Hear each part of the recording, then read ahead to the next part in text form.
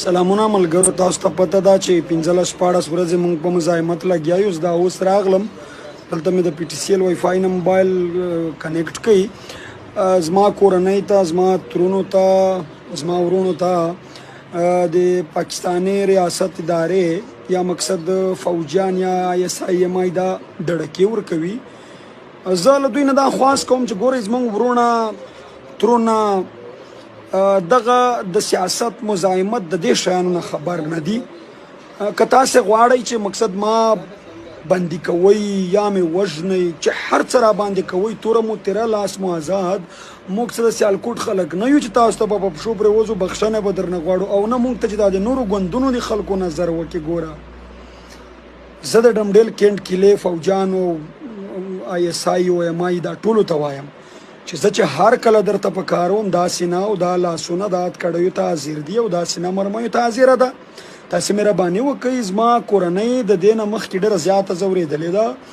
موږ له کوره تقریبا 8 جنازې دا د ترهګرۍ په جنګ کې زموږ له کوره وتلي دي، په ټارګېټ کیلینګ په یو شي بل شي کې زموږ کورنۍ ډېره زیاته ځورېدلې ده. تاسې مهرباني وکړئ، هغوی مه ویروئ. زما نمبر به وي در سره، چې نه وي د خلکو نه یې واخلئ، ما ته ټلیفون وکړئ.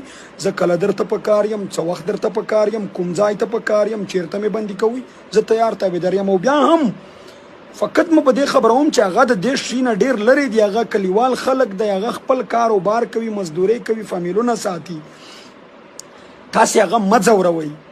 زه مو که په کار وم، زه هر ځای ته تیار او تابعدار یم، که بند وي، که قید وي، که مرګ وي. ما کله هم تاسو ته نه خواست کړی دی، او چې د دې بدن ذره ذره مې په چاړو او په ماربونه غوڅه کوي. زه د زاریو او د خواستیو سړی نه یم. بیا دا درته وایم چې ما خواست وکړ چې دا زما فامیل مه ټارچر کوئ. خو بیا هم که زما ټول ورونه په دار را وزړوئ، که زما ټوله کورنۍ وسوځوئ، که زما ټول کور را ونړوئ، لا اله الا محمد رسول الله، نه به یوه ذره په شا شم، نه به تاسې ته ټیټه خبره کوم. دا دمکې دړکۍ نه در کوم په دې چې زه ډېر پیاوړی سړی یم. خو تاسې ولې دومره کمکل یئ؟ دا د ادارو خلک یا د فوج خلک، تاسې ولې دومره کمکل یئ چې تاسې اوس هم دا سوچ کوئ چې دا خلک به موږ په قسمه قسمه شکل وویرو؟ مزاحمت، خپل ولس خپلواکي، په خپله خاوره خپل اختیار، دا مې چې تر څو په ژوند لیدلی نه وي، او یا له دې غلام ژوند نه د دې ځمکې دا بل مخ ته زه انتقال شوی یم، تر هغې به زما دا مبارزه جاري وي. نو تاسې دا کمکل حرکتونه مه کوئ. زما تره، زما ورونه ما ته بار بار زنګونه وایي چې د ډمډیل چې کومه کیله ده زموږ په کلي یا سطخیلو کې، هغه موږ ته ټلیفونونه کوي، ستا د ورونو تپوسونه کوي. حالانکې د هر شي پته دوی ته شته، خو دا زما کورنۍ زیاتی دوی ایکسټرا ټارچر کوي، دوی دباو کوي چې کني هغه بیا په ما دباو راوړي. ما خپل ورونو ته ویلی دي چې زه ستاسې ورور زوی نه، زه د کام او د وطن ورور زوی یم. که زه مړم شم، زما لاس چې په میاشتو که مې سیند ته غورځوي، که مې ګرځوي، په ما کې خپله کورنۍ کار نه لري. زه د کام او د وطن یم، ما لوړه او څوګند کړی دی د دې کام سره.